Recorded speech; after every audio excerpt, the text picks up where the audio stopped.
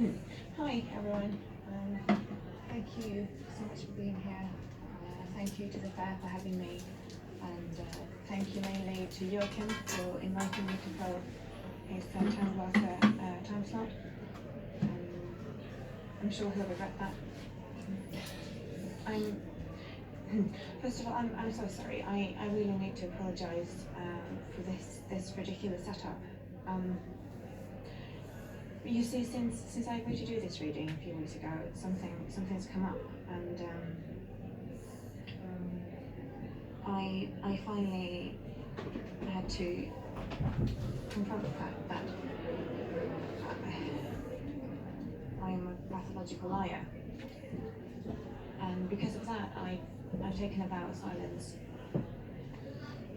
So yeah,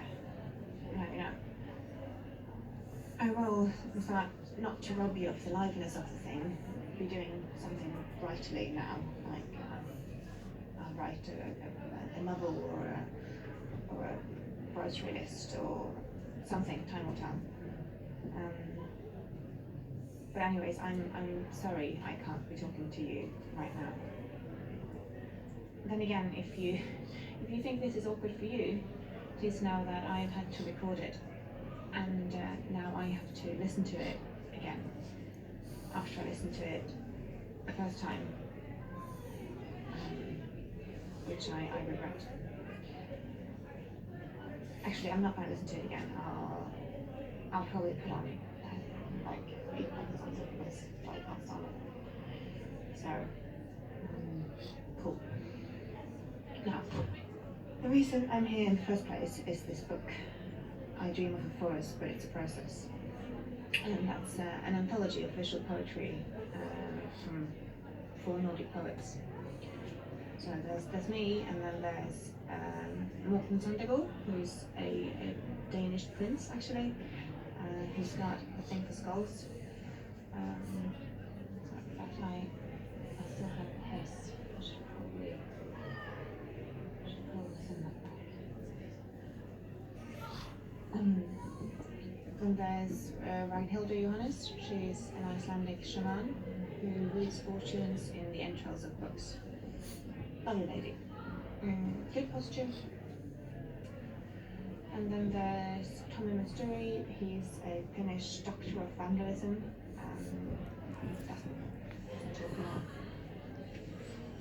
But yeah, the book. It's got a foreword, very generous, very generous introduction. If I can find it.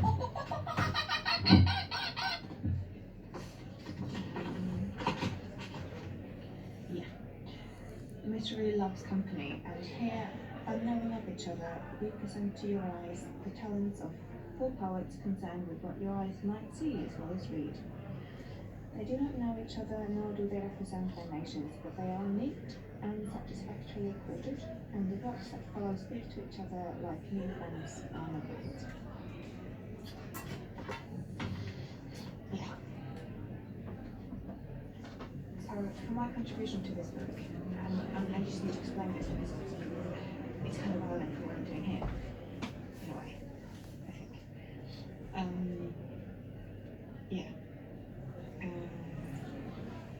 For this book, yeah, I'm doing, it's a kind of a study of the pathology of language, which is to say, this is something that's actually still sort of taboo to talk about. Taboo to talk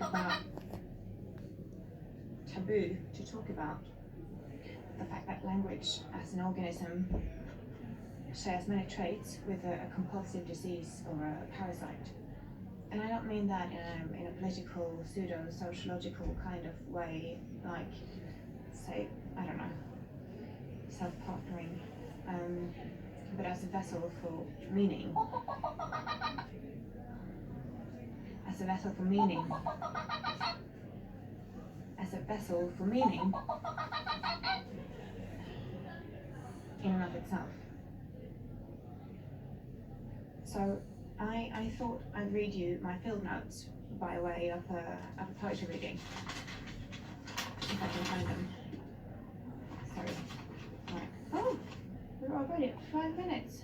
Huh, not even halfway. So sorry, guys. Right. Figure 1. In vivo viral epipeptides. Quietly positive individual, possibly a little unsure of surroundings. Personal or cultural trait? Question mark. Side note, slight resemblance to mother's heart, like having an old friend for dinner. Figure 2. Growth colony for screening. Not collective according to protocol, so not an egg. Read octopus, Portuguese man of war, reduces pubic hair. This one talks back but will visit you in prison. Reminder, call loved one. Figure 3. Cannot whistle hallelujah today. Admittedly a digression. As displayed, strains has things beginning with S. Presents its face like an electric eel. Possible other health benefits? Question mark. Confer with FNH. Bring pictures. Figure 4. Different subculture. A foggy one, this one. A foggy one, this one. Resistant to intervention. Toxic composition but beautiful as window piece. Can keep a rhythm like most psychopaths. Might be an expression of sanctity.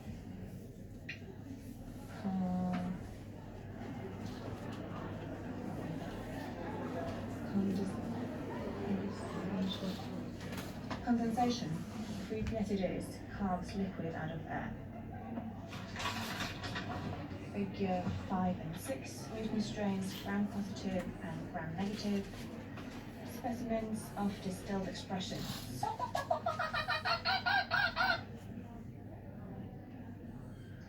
Specimens of distilled expression.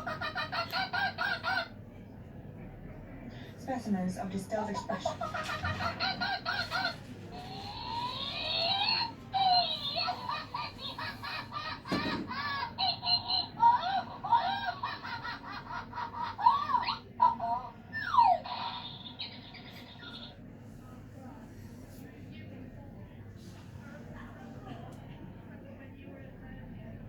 Specimens of distilled expressions will blossom when settled. Reticence of previous findings may be contextual. Sends mixed messages but demonstrates self-awareness. 350 Certid internal landscape. Figure 7. Display of pacificated, non-neutralized cultures.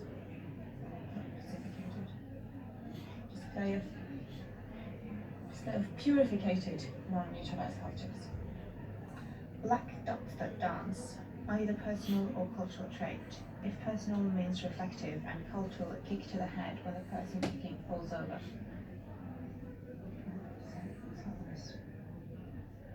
That's all about. Alright. Figure 8. Sapiens influenza. Lackluster attitude this one. Possible subservience. Lack of belief. Neither personal nor cultural traits. In other news, spilled food on the bed today.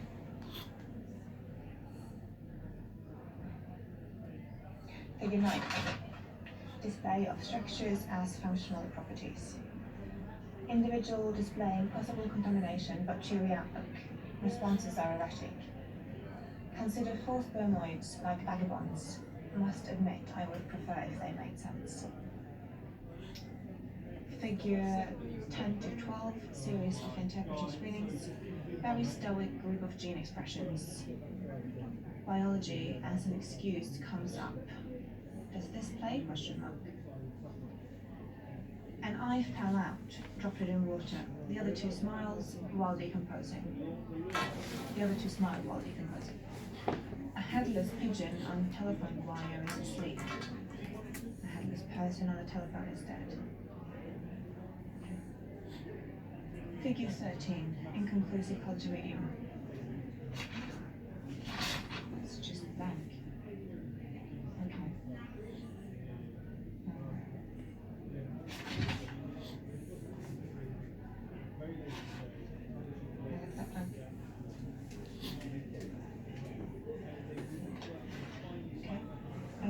Figure 14, display of cognitive vulgaris.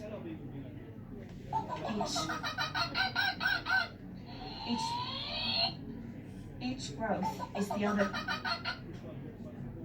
Each growth is the other to the others. Each growth is the other to the others. Towards the end of the session. Towards the end of the session, it takes a deeper approach to the act, but it is where it's supposed to, like fruit flies. Each growth is the other to the others. Towards. I'm gonna start that one again. Each growth is the. Look at that. That's the time. We've already passed 10 minutes. We're over halfway, guys. Thanks for bearing with me. Right. Each growth is the other to the others. Towards the end of the session, it takes a deeper approach to the act, but is what it's supposed to, like fruit flies. Figure 15.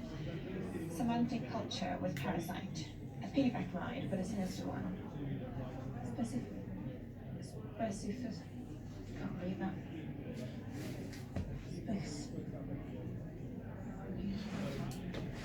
Specificity in abstraction, when stealing, cheating, lying, seems to answer questions to please.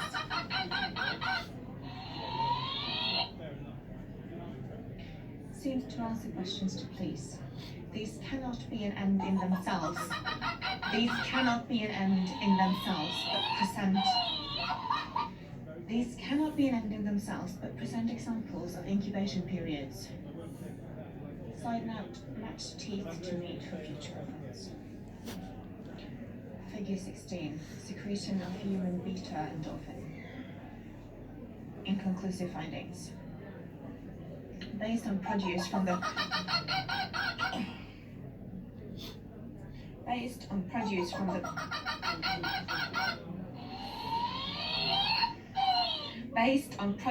the pituitary gland, blocking sensation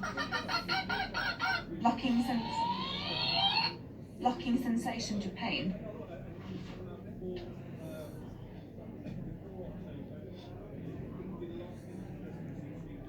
Will not listen when told the inevitable.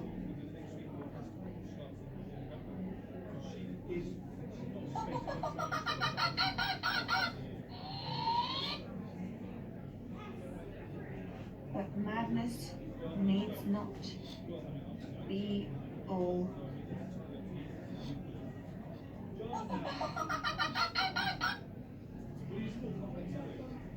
breakdown.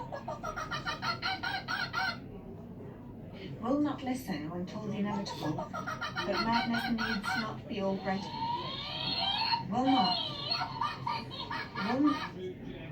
Will not listen when told the inevitable, but madness needs not be all breakdown. Has the Heidi been told?